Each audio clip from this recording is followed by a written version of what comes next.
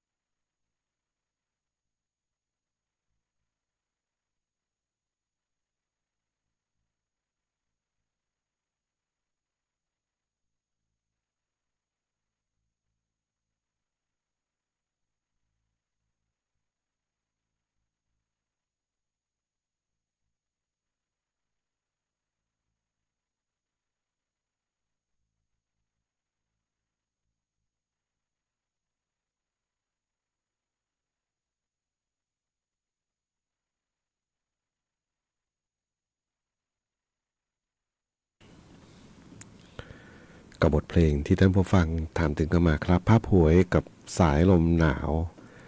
บรรยากาศภาคเหนือที่หนาวนะหนาวเย็นใช้คำว่าหนาวได้แล้วเนาะนะครับเพราะว่าอุณหภูมินี่ลดต่ำกว่า15องศาเซนเซียส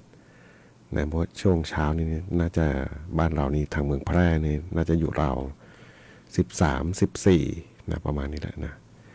13-14องศาเซนเซียสเนาะยอดดอยนี่น่าจะลดต่ำกว่านี้เนาะนะครับเพราะว่ายอดดอยเนี่ยอากาศนะจะค่อนข้างเย็นกว่านะครับนะส่วนพื้นราบนี่ก็อากาศเย็นถึงหนาวนะตั้งแต่เมื่อคืนแล้วล่ะนะตั้งแต่ช่วงเย็นวานนะเมื่อคืนนะครับนะเรียกว่าเย็นปกติเนี่ยนะอยู่ในห้องทำงานชั้นล่างเนี่ยนะจะค่อนข้างจะอุ่นนะเพราะว่ามันเป็นอาคารก่ออิฐเนาะอิฐดินกี่เนี่ยนะภาคเหนือดินกี่อิฐมอนอิฐแดงๆเนี่ยนะมันจะมีคุณสมบัติที่ดีอยู่อย่างหนึ่งก็คือดีว่าตอนมันจะอุ่นๆเนาะถ้าปิดหมดเนี่ยนะกลางคืนมันจะอุ่นกว่าข้างนอกนะครับมันจะตรงข้ามกันเนาะนะครับเหมือนกับน้ำบ่อ น้ำบ่อนี่ช่วงเช้าเนี่ยอุ่นนะช่วงเย็นนี่เย็นเจ็บเลย นะก็อุณหภูมิที่หนาวลงมาก็ดูแลสุขภาพร่างกายกันเนาะอันดับแรกเรื่องของการเจ็บไข้ได้ป่วยที่อาจจะเกิดขึ้นเนาะนะครับสร้างความอบอุ่นให้กับร่างกายนะเสื้อกันหนาวต่างๆเตรียมความพร้อมไม่ใช่เฉพาะคนเราเนาะสัตว์เลี้ยงก็เป็นเนาะก็ต้องให้ความอบอุ่นเขาเนาะเสื้อผ้าต่างๆเนี่ยเดี๋ยวนี้ก็นะบางบ้านนี่เอาเสื้อคนนี่แหละ ไปใส่ให้สุนัขนะบางทีก็เห็นแล้วก็อดขำไม่ได้มันนะเสื้อมันก็ตัวใหญ่โค้งๆนะแล้วก็มันนะลากไป เปื้อนหมดเนาะไม่รู้ว่ากันหนาวหรือว่าอาจจะหนาวกว่าเก่านะมันฝุ่นมันเคลอะหมดนะว่ามันเปียกบ้างอะไรบ้างเนาะก็เป็นอีกช่วงหนึ่งนะเวลาหนึ่งที่ภาคเหนือเราอากาศดีอากาศเย็นถึงหนาวแล้วก็เหมาะกับการท่องเที่ยวแต่ว่าในส่วนภาคใต้หาดใหญ่นะที่เหมือนท่านผู้ฟังโทรศัพท์เมื่อสักครู่บอกไม่โทษใครไม่ได้เรื่องนี้เป็นเรื่องของใช้คำว่าเคราะห์กรรมเนาะที่ภาวะโลกร้อนเนี่ยนะมีเป็นองคมนตรีท่านหนึ่งนะเคยมาเมืองแพร่นะผมจำชื่อแต่ไม่ได้จริงๆก็ไปถ่ายทอดสดนี่แหละเนาะแล้วจะบอกว่าในอนาคตนะภาวะโลกร้อนเนี่ยมันไม่ใช่ว่ามันจะแห้งแล้งนะเวลาหน้าฝนมันจะมักจะมีฝนตกกระจุกตัวนะสมัยก่อนตอนนั้นที่พูดไม่เขายังไม่ใช้คำว่าเล่นบอมนะกระจุกตัวนะกระจุกตัวตกลงมาเยอะๆเพราะมันน้ำที่ระเหยไปเป็นไอมันก็ไม่ไปไหนนะมันก็วนเวียนในโลกเรานี่แหละเนาะมันก็เป็นก้อนเมฆแล้วก็ตกลงมาเป็นฝนนะครับอย่างทางหาดใหญ่เนี่ยนะถ้าดูเรดาร์อากาศนะช่วงที่ฝนตกหนักๆเนี่ยนะครับก้อนเมฆทะมึนก้อนใหญ่เลยนะใหญ่มากนะดูจากเรดาร์อากาศเนี่ยนะครับก็นะกระจุกตัวอยู่นะแล้วตรงหาดใหญ่เนี่ยมันอยู่เป็นลักษณะแอกลงมาเนาะน้ำจากดอยจากภูเขาซึ่งระยะทางผมไม่เคยไปแต่ว่ามันคงไม่ไกลมากเพราะพื้นที่ภาคใต้เป็นแคบๆเนาะเป็นทางแคบๆล่องลงไปถึงมาเลเซียเนี่ยนะก็มันพื้นที่มันเล็กนะแล้วก็คงมาเร็วมากนะครับจนเท่าที่ดูข่าวนะบางบ้านก็บอกว่าคือเป็นความรู้สึกว่านะเหมือนกับเจ้าหน้าที่สวทเราเนี่ยแหละนะนี่อย่างผมเองหรือว่าทีมงานเวลาอยู่ที่เนี่ยนะเป็นความรู้สึกว่ามันก็น่าจะไม่มากขนาดนี้อย่างนี้นะครับเหมือนกับปีที่ผ่านมาปีที่แล้วโน่นเนาะที่ผ่านมาเนาะเช็คระดับน้ำดูระดับน้ำนะมันก็ไม่น่าจะเยอะมากนะอะไรประมาณนี้เนาะแต่ว่าพอภูมิประเทศมันเปลี่ยนไปบ้างหรือว่าระยะเวลาหรือว่าปริมาณน้ำฝนที่ตกลงมาเนี่ยนะบางทีปริมาณน้ำฝนมันก็วัดไม่ได้ละเอียดทุกจุดเนาะไม่มีเครื่องมือไหนไปวัดละเอียดเป๊ะขนาดนั้นเพียงแต่ว่าเขาจะมีบางที่บางแห่งที่วัดได้แล้วก็มันก็ไม่ละเอียดมากนะครับนะเพียงพอที่จะให้เราประเมินสถานการณ์ได้นะครับนะก็ได้เป็นส่วนหนึ่งเนาะนะครับนะก็แต่ว่าหนักหนาสาหัสมากเนาะที่หาดใหญ่ นะบางพื้นที่นี่ระดับน้ำ4-5 เมตรขึ้นไป6 เมตรอย่างเงี้ยเนาะนะครับแล้วไหลแรงนะเสียหายเยอะนะเยอะมากจริงๆนะแล้วก็ที่อันนี้นะเป็นห่วงเนาะก็คือบางทีก็จะมีเขาเรียกเป็นพฤติกรรมของไม่กี่คนเนาะนะครับที่ดูข่าวนี้ก็นะแทนนี้คนก็ลงไปช่วยกันทั้งเยอะนะแต่ว่าก็มีอะไรที่มันพฤติกรรมที่ก็มีคนตั้งข้อสังเกตไปเนาะมีเพจหนึ่งบอกว่าทางภาครัฐนะจะต้องลงไปดูในจุดนั้นซิว่ามันเกิดอะไรขึ้นนะอาจจะเป็นสิ่งผิดกฎหมายไหมเป็นต้องการให้ใครเข้าไปเห็นอะไรหรือเปล่านะครับนะก็เลยมีการเอาอาวุธมายิงขู่กันเนาะหรือว่าเกิดจากความเครียดที่ไม่ได้กินอาหารเกิดความเสียหายหรือเกิดความเครียดอะไรก็อีกเรื่องเนาะนะครับนะก็ต้องลองเช็คลองดูนี่เป็นเรื่องที่บางคนก็ตั้งข้อสังเกตไว้เนาะว่านะโดยปกติโดยมนุษย์เราเนี่ยนะถ้าเราเดือดร้อนแล้วมีคนมาช่วยเราจะรู้สึกดีใจใช่ไหม เราจะโกรธทำไมเขามาช่วยเราเนาะนะก็ไกลบ้านเราเนาะเพียงแต่ว่าเราก็ส่งกำลังใจไปนะครับนะขอบคุณผู้ฟังที่โทรศัพท์มาพูดมาคุยด้วยเมื่อสักครู่นะครับบอกว่ามันก็นะไม่ต้องโทษหน่วยงานใครเพราะว่ามันนะบางทีมันทำอะไรยากลำบากนะมารอบด้านเนี่ยนะน้ำมารอบด้านนะครับนะก็ช่วยเหลือเยียวยาต่อไปเนาะทุกภาคส่วนนะคนไทยไม่ได้แรงน้ำใจนะเรามีน้ำจิตใจที่จะเอื้อเฟื้อเผื่อแผ่แล้วก็นะส่งทั้งแรงใจทั้ง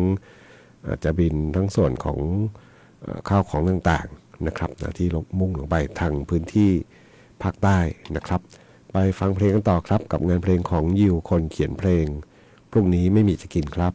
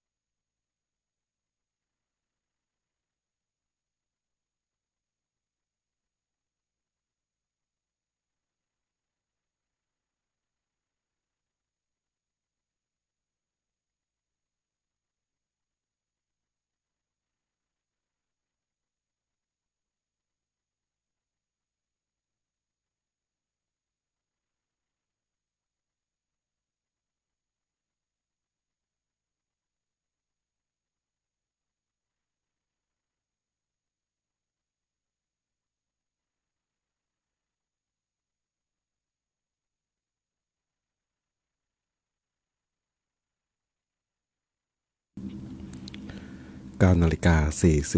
48 นาทีครับกับช่วงเวลาของรายการรักสิ่งแวดล้อมทางสวทแพร่ FM 91 เมกะเฮิรตซ์ครับนะกับงานเพลงของคุณเทียรี่เมฆวัฒนาที่ได้รับฟังจบลงไปครับเพียงใครสักคนแล้วก็เพลงก่อนหน้านี้นะของยิวคนเขียนเพลงพรุ่งนี้ไม่มีจะกินนะที่ท่านผู้ฟังถามถึงเข้ามาครับนะดูภาพดูข่าวในแต่ละเช้านะ2-3 วันที่ผ่านมาเนี่ยนะหลายพื้นที่ในภาคใต้ที่ได้รับผลกระทบนะมากมายเหลือเกินเลยเนาะโดยเฉพาะหลังน้ำเริ่มลดลงผมว่าตั้งแต่เมื่อเย็นวานเนาะ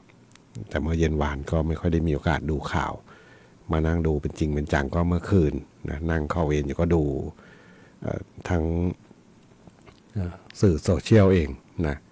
สื่อโซเชียลที่เป็นคลิปวิดีโอเป็นภาพที่ไปถ่ายทำกันมาอย่างช่วงเย็นวานเนาะเพราะกลางคืนดูเหมือนเขาจะไม่ค่อยได้ออกไปไหนเนาะก็โดยอันตรายเนาะหลายสิ่งหลายอย่างเนาะเพราะว่ามันน้ำท่วมบริเวณกว้างแล้วก็มืดสนิทนะไม่มีไฟบางที่ยังไฟฟ้ายังเข้าไม่ถึงเนาะอันตรายด้วยเนาะนะครับนะแต่ว่ากลางวันเนี่ยนะก็เห็นทีมหลายทีมลงไปช่วยนะทั้งเรื่องของข้าวปลาอาหารต่างๆเรื่องของการลงไปช่วยคนที่ยังติดค้างนะบางคนยังอยู่บนหลังคาบ้านยัง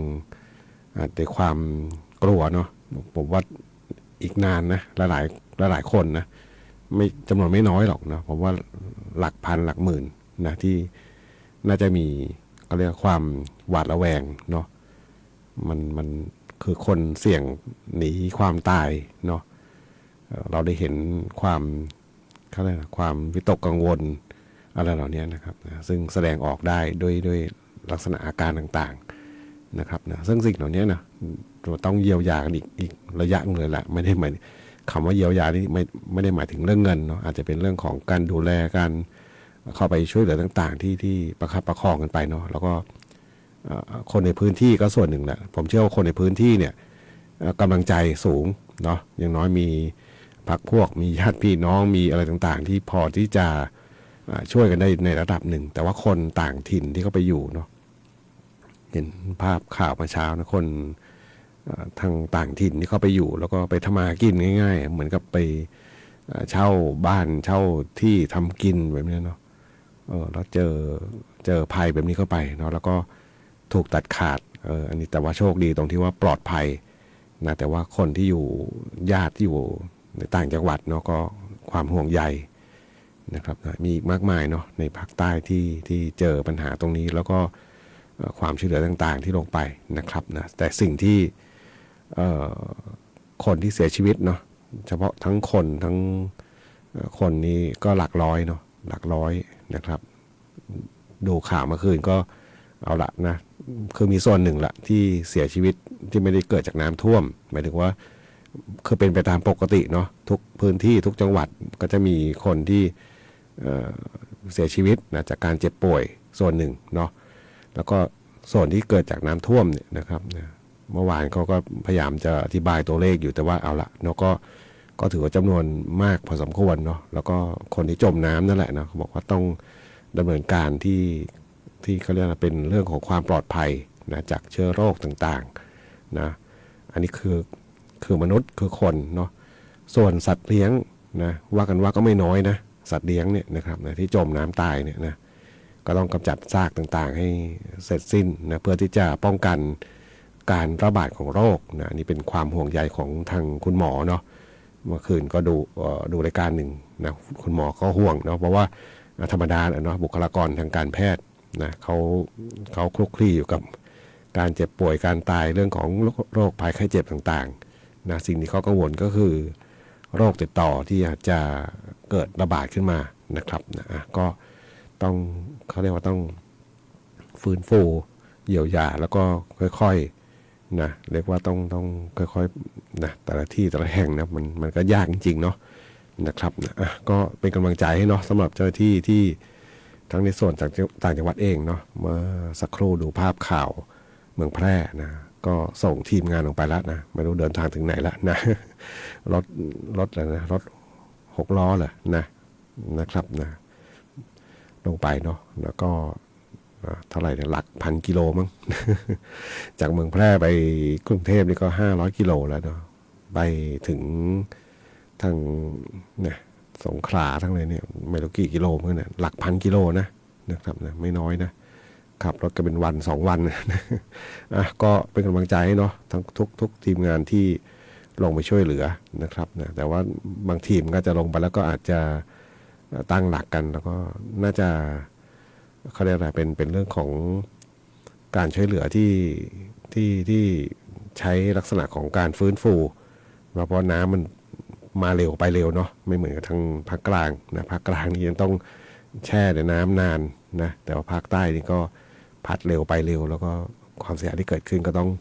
ค่อยๆฟื้นฟูกลับคืนมานะครับนะก็เป็นเหตุการณ์บ้านเมืองที่เกิดขึ้นในช่วงนี้ที่หลายคนนะสายตาก็จับจ้องไปคนที่จะแก้ปัญหานะครับนะก็ต้องให้กำลังใจกันทุกฝ่ายครับมาดูเรื่องของพยากรณ์อากาศนะพยากรณ์อากาศเช้านี้ถึงเช้าวันพรุ่งนี้นะช่วงนี้นี่อากาศที่ค่อนข้างที่จะหนาวเย็นนะครับนะทางภาคเหนือเรานะต้องบอกหนาวไม่ธรรมดาเหมือนกันนะเพราะต่ำกว่าลงมาต่ำกว่า15เนี่ยนะโดยเฉพาะช่วงกลางคืนนะครับมันหนาวใช่ครับว่าหนาวเหน็บก็ได้เนาะสำหรับคนที่อาจจะเสื้อผ้ากันหนาวนะอาจจะมีน้อยนะครับนะแล้วบางทีมันก็ไม่ได้กันอะไรมากมายเนาะบางทีมันพอเย็นมากๆเย็นนานๆแล้วเนี่ยมันก็ใช้คำว่าลำบากกันเนาะนะครับเพราะความเย็นพอเริ่มมากเข้าเนี่ยนะจริงอยู่อาจจะไม่ลดลงไปถึงต่ำมากแต่ว่ามันหลายวันต่อเนื่องนี่ก็ลำบากเนาะก็ต้องช่วยกันดูแลนะสำหรับหลายพื้นที่หลายแห่งนะครับมาพยากรณ์อากาศนะช่วงนี้นี่ภาคเหนืออากาศหนาวกับมีลมแรงนะอุณหภูมิลดลงอีกเนาะ1-2 องศาเซลเซียสนะอันนี้หนาวแน่จะใช้คำว่าอาจจะถูกใจใครบางคน ชอบอากาศเย็นๆเนาะอุณหภูมิต่ำสุดเนี่ย8-13 องศาเซลเซียสครับนะสูงสุดอยู่ที่25-29 องศาเซลเซียสครับนะก็หนาวถึงหนาวจัดนะช่วงนี้ยอดดอยนี่บอกว่าอุณหภูมิต่ำสุดที่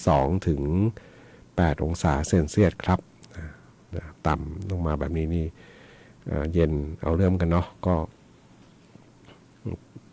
ถ้าต่อเนื่องกันหลายวันนะครับบางส่วนก็บอกก็ดี ร่างกายเราจะได้ปรับตัวได้เนาะแต่บางทีบางครั้งเนาะเอาง่ายๆเนี่ยนะ